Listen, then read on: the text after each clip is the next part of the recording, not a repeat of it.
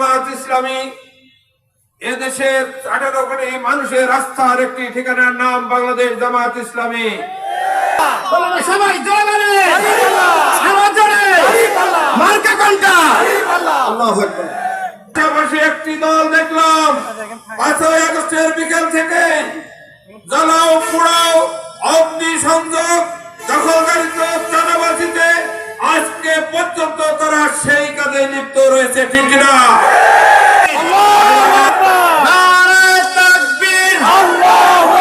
আমাদের কি মার্কা আছে? কোন সে মার্কা? সবাই বলে আওয়াজ জোরে জোরসে বলো বিজয়ের মার্কা। ফিরে আসবা। আমি সেই সমস্ত ভাইদের বলতে চাই, আপনাদের কয়টা হাত আছে ভাইরা আমার? জামাত ইসলামীর লোকজনকে আঙুল চুষবে? নো, জামাত ইসলামী কাউকে ছেড়ে দেবে না। ন্যায়ের ক্ষেত্রে কোনো আপোষ নেই। অন্যায়কে অন্যায় হিসাবে জামাত ইসলামী দেখবে ইনশাআল্লাহ। আপনারা তো কেমন দরদি ইতিমধ্যেই শুরু করেছেন নিজেরাই। ক্ষমতা পাগল, একজনকে নমিনেশন দিয়েছে, আর একজন আন্দোলন সংগ্রাম তালাপুরা শেষ করেছে। আর আপনারা দেশের জনগণের নিরাপত্তা দেবেন, তাই না?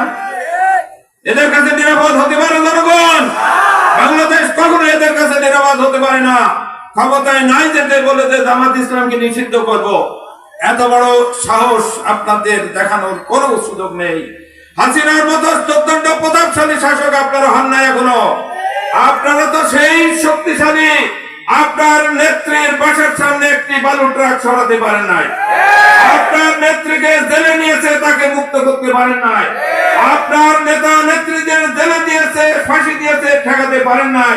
একটি টু শব্দ করেন নাই। আপনার অ্যাক্টিং চেয়ারম্যান এখনো বাংলাদেশে ফিরতে পারে নাই।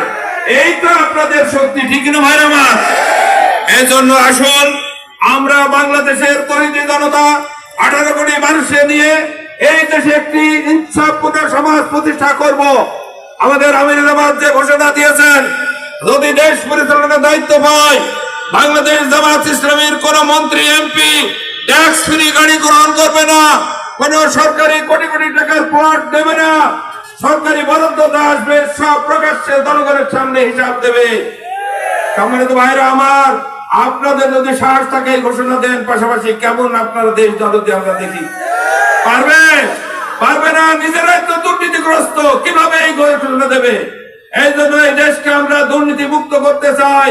আমির জামাত ঘোষণা দিয়েছে দুর্নীতি মুক্ত একটি বাংলাদেশ করতে চাই, একটি শোষণহীন বাংলাদেশ করতে চাই।